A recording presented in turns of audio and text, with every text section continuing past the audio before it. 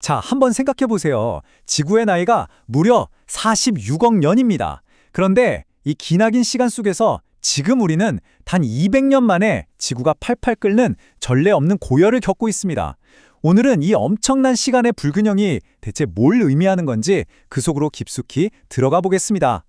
오늘 들려드릴 이야기는요, 동아일보 정석희의 기후에너지 인사이트 컬럼 8편의 내용을 바탕으로 재구성했다는 점 먼저 말씀드릴게요. 그럼 지구의 거대한 시간 속으로 함께 떠나보시죠. 이 이미지가 오늘 이야기의 모든 것을 말해주고 있습니다. 보세요. 46억 년이라는 어마어마한 시간 동안 아주 느리게, 정말 미세하게 유지되던 지구의 탄소 균형이 있거든요. 근데 그게 믿기지 않지만 불과 200년이라는 찰나의 순간에 완전히 깨지고 있는 겁니다. 마치 거대한 저울이 순식간에 한쪽으로 쿵 하고 기울어버린 거죠. 그럼 첫 번째 이야기부터 시작해 볼까요? 바로 지구의 46억 년 온도계에 대한 건데요. 지구가 사실은 마치 살아있는 생명체처럼 스스로 온도를 조절하는 아주 놀라운 시스템을 가지고 있거든요. 이 거대한 행성의 자동 온도 조절 시스템, 과연 어떻게 작동하는 걸까요? 우리 몸이 항상 36.5도를 유지하려고 하는 것처럼 지구도 스스로 기후를 조절하는 기능이 있습니다. 그 핵심에 바로 탄소가 있고요.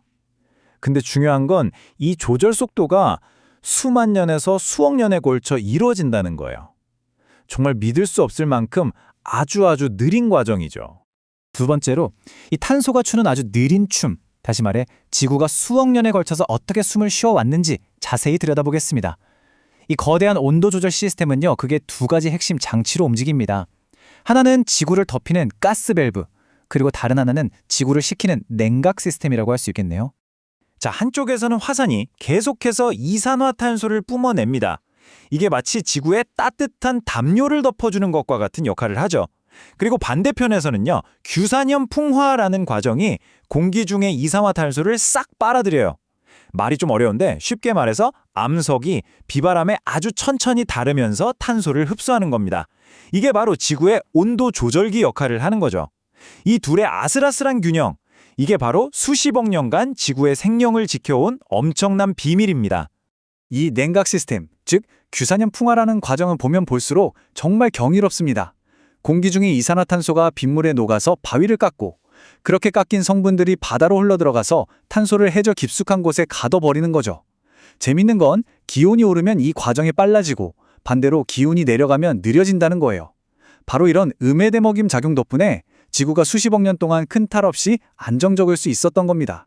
자, 세 번째 이야기는 과거로부터 온 경고입니다. 이렇게 완벽해 보였던 지구의 온도 조절기가 아주 심각하게 고장났던 사건들이 있었거든요. 그리고 그 역사는 지금 우리에게 정말 중요한 메시지를 던지고 있습니다. 이 거대한 시간표를 한번 보세요. 지구가 말 그대로 통째로 꽁꽁 얼어붙었던 눈덩이 지구 같은 극단적인 사건도 있었죠. 하지만 이 중에서 오늘날 우리 상황과 가장 섬뜩하게 닮아있는 사건이 있습니다. 바로 5,600만 년 전에 일어난 팔레오스의 에오스의 최대 온난기, 줄여서 PETM이라고 부르는 사건입니다. 이 문장이 오늘 이야기의 핵심이라고 할 수 있겠네요. 과거가 미래의 거울이라면 PETM은 오늘날 인류에게 보내는 경고장이다. 네, 이 사건은 마치 타임캡슐에 담겨 오늘날 우리에게 배달된 아주 오래된 경고 편지와도 같습니다. 이 PETM 사건 당시 지구는 정말 엄청난 충격을 받았습니다. 전 지구의 기온이 순식간에 5도에서 8도나 급등했고요. 깊은 바닷속 생명체는 절반 가까이가 그대로 사라져버렸죠. 심지어 육지에 살던 아주 작은 초기 말은요, 살아남기 위해서 몸집을 30%나 줄여야만 했습니다. 기후변화가 생명체의 크기마저 바꿔버릴 수 있다는 정말 무서운 증거인 셈이죠. 자, 이제 네 번째 이야기입니다. 그 고대 경고를 가슴에 새기고 지난 200년 동안 우리 인류가 가속 페달을 얼마나 세게 밟아왔는지 한번 살펴보겠습니다. 여기서 정말 소름 돋는 질문 하나를 던져봐야 합니다. 과거에 있었던 그 대격변과 지금 우리가 겪고 있는 변화 사이에 가장 결정적이고 가장 끔찍한 차이점은 과연 무엇일까요? 이 그래프가 그 답을 아주 명확하게 보여주고 있습니다. 결정적인 차이는 바로 속도입니다. 속도. 대멸종을 일으켰던 그 PETM 때의 탄소 배출 속도에 비해서 현재 우리 인류가 뿜어내는 속도는요, 최소 10배 이상 빠릅니다. 이건 뭐 지구의 온도 조절기가 도저히 따라잡을 수 있는 수준을 한참 넘어선 거죠. 이 무서운 속도는 바다에서도 똑같이 나타납니다. 지난 200년 동안 바닷물의 산성도가 약 30%나 증가했거든요. 이 속도 역시 PETM 때보다 약 10배나 빠릅니다.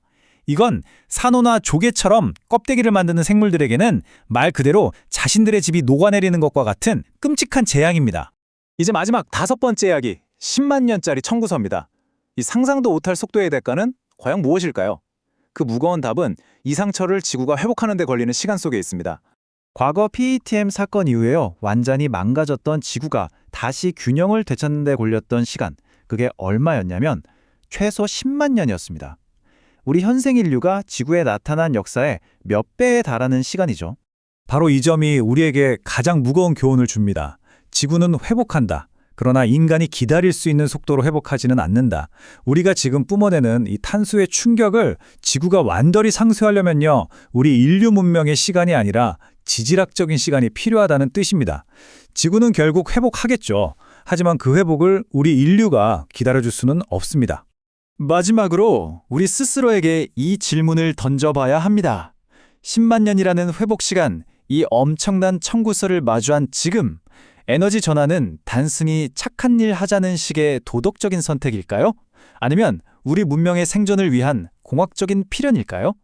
46억 년의 균형을 이해하고 그 거대한 흐름에 맞는 시스템을 설계하는 것, 그것이야말로 우리 세대에게 주어진 가장 시급하고도 거대한 과제일 겁니다.